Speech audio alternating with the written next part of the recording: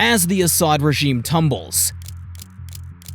Let us reflect solemnly on the oppression, corruption, and human rights violations that have plagued the war-torn country for the majority of recent memory. It took decades for the world to see firsthand how strongly the Assad family ruled, but for some, they might say, "Hold your horses, I've known about this for years." That's the case for Adnan Kassar, a Syrian equestrian who gained fame through his mastery of the art.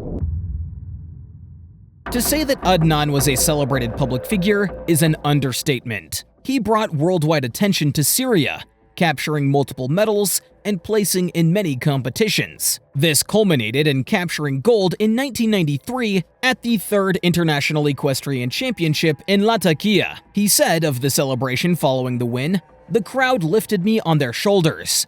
Like a scene straight from the film Rudy, a sports hero had made his people proud." But this story might have a teeny tiny bit more human rights violations and torture than Rudy.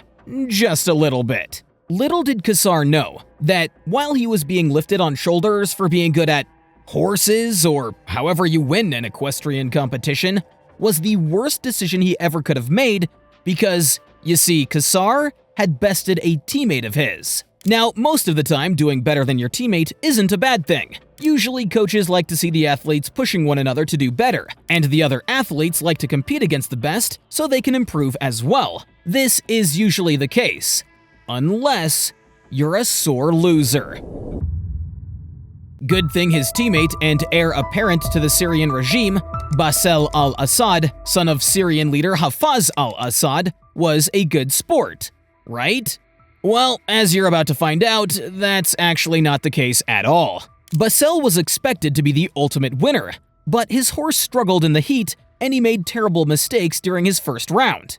Knowing that he couldn't win, he forfeited the competition, probably expecting Kassar to do the same. But Kassar had other plans. He thought it would be a good idea to raise the Syrian flag and honor his country with his victory. Oh boy, was he mistaken. See, it turns out, when you're the son of an authoritarian dictator, you don't always have to learn how to play well with others. Shortly after the competition, Kassar was arrested. While he was interrogated, investigators brought in 3 blank papers that they made him sign. These papers were then used to fabricate several charges against the award-winning equestrian. The first year or so of Kassar's detainment wasn't bad, considering he had been locked up with no due process at the behest of a spoiled authoritarian brat. However, Bassel was killed in a car accident in 1994, which is simply a shame now, isn't it? It certainly couldn't have happened to a nicer guy.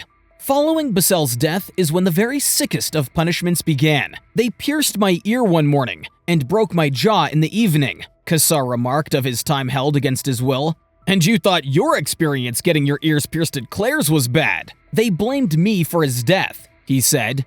Every year on the anniversary of his passing, the torture intensified. This is obviously a totally unfair situation where they blamed somebody wholly irresponsible for someone else's death. It would have made more sense to arrest and torture Bassel Al Assad's driving instructor, since he was the one who clearly failed to teach the would-be authoritarian the rules of the road very well. Kassar was held for nearly 20 years and was released in 2014 following the Arab Spring uprising. He has kept quiet in the years since, fearing reprisal for speaking out. I mean, honestly, can you blame him there? He didn't even do anything directly to Bassel, and he lost 21 years of his life. Following Bassel's death, his brother Bashar returned to Syria from London, where he was working as an eye doctor.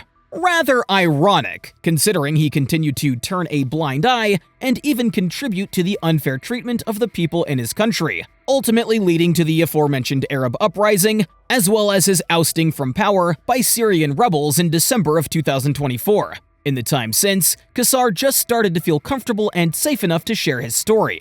However, no amount of time, nor any tangible item can get Kassar his 21 years back. Nothing can make him physically whole again after all the torture.